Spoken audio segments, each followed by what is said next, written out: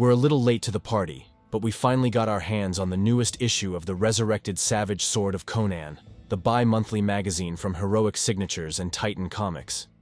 If you're new to the series, let us give you a quick heads up.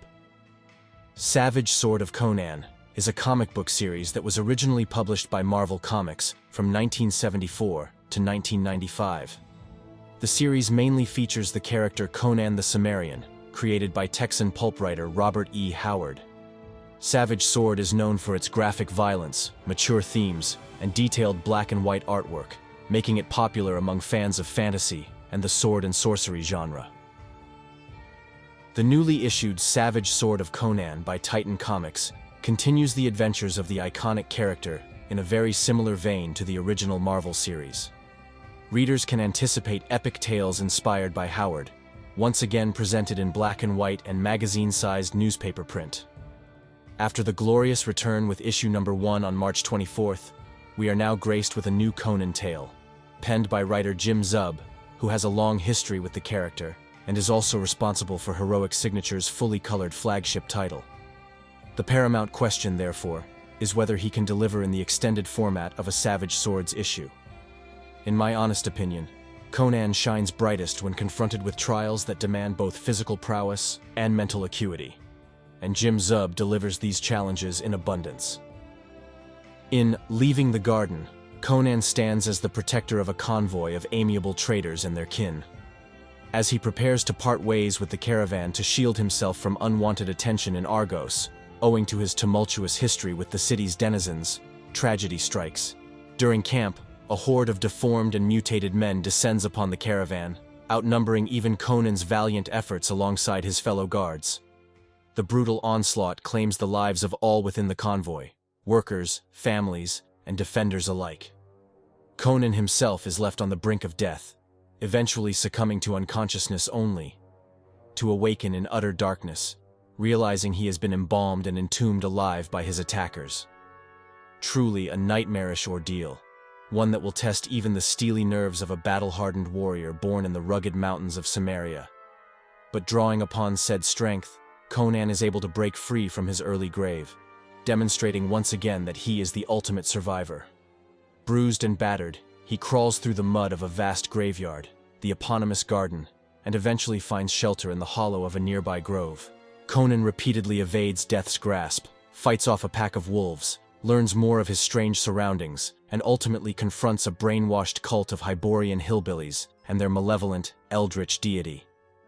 Jim Zub has consistently delivered authentic tales featuring the Cimmerian, and Leaving the Garden is no exception, blending originality with homage to Robert E. Howard's core essence of the character. But there is more. The gripping narrative delves into the depths of despair and peril, at many times reminiscent of Lovecraftian and even Gothic horror elements. The harrowing nature of Conan's trials evokes a sense of dread and unease, adding layers of weirdness to the traditional sword and sorcery genre. After the glorious return with issue number 1 on March 24th, we are now graced with a new Conan tale, penned by writer Jim Zub, who has a long history with the character and is also responsible for Heroic Signatures' fully colored flagship title. The paramount question, therefore, is whether he can deliver in the extended format of a Savage Swords issue. In my honest opinion, Conan shines brightest when confronted with trials that demand both physical prowess and mental acuity, and Jim Zub delivers these challenges in abundance. And while some of the smaller panels can seem a bit sketchy and bare bones at times, there are some truly breathtaking splash pages on display. It was a pleasant sight to behold the return of a bearded Conan once more, as well as some familiar characters from previous escapades that the Cimmerian has experienced. The next story in Savage Sword issue 2 is a continuation of the Solomon Kane tale, The Wild Hunt, penned and inked by legendary Pat Zurcher, who already demonstrated his skill with Howard's characters and world in Zub's miniseries, Conan the Gambler, under the Marvel banner. The ongoing narrative meets the lofty standards of this issue, delivering a supernatural and eerie tale that tests Kane's combat prowess and unwavering faith on various fronts, while diving deep into English folklore and Celtic mythology. The art displayed here might be one of Zurcher's best works, reminiscent of the old-school feel of the Savage Sword magazines of old. In conclusion, The triumphant return of the resurrected magazine continues with this issue. It may even surpass the quality of the first installment. The reported printing problems that plagued its predecessor have been rectified, with deep blacks and crisp whites now gracing the pages. Additionally, there seems to be a noticeable enhancement in the quality of the paper used. Heroic Signatures and Titan Comics have spared no effort in elevating the final product to new heights.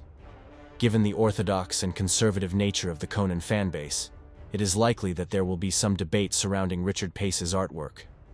While I personally appreciated its raw aesthetic and felt it complemented the harrowing narrative of leaving the garden well, one can acknowledge that some fans may have preferred a more traditional artistic approach. Personally, I have no qualms about the new Savage Swords embracing experimentation and offering a stage for diverse artists to depict their vision of the Hyborian age on its pages.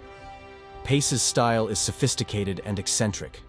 For those inclined towards a more old-school style in their Conan, they may find solace in the classic artistry of Pat Zurcher, or turn to the flagship title, Conan the Barbarian.